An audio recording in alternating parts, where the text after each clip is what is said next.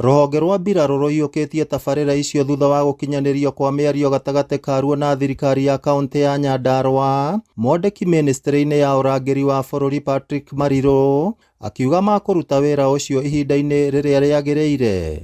We have agreed that the JM hospital must be done by December this year. So we have agreed on a program of work, a daily program of work, weekly program of work, monthly program of work until December. So by December, the stadium must, the hospital, JM hospital must be completed and must be handed over. We will station our military officers here in Olkalau.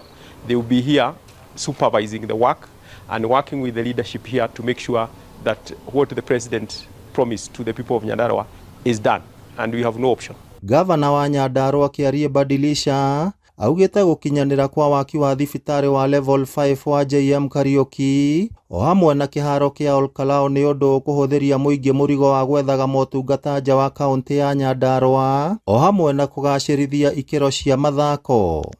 Similarly, we were here this morning to hand over the site of JM Hospital, which was being done by the county government.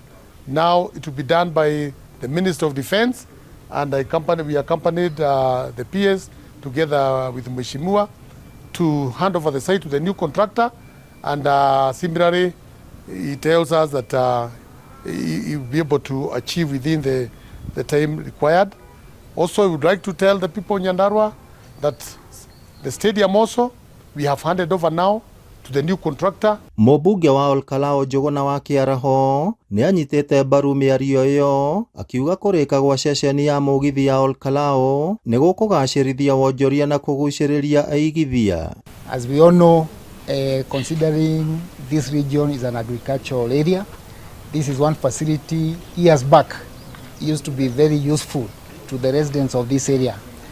And now that through the national government led by His Excellency, the President, this issue has been pushed, and this rail will start operating once more.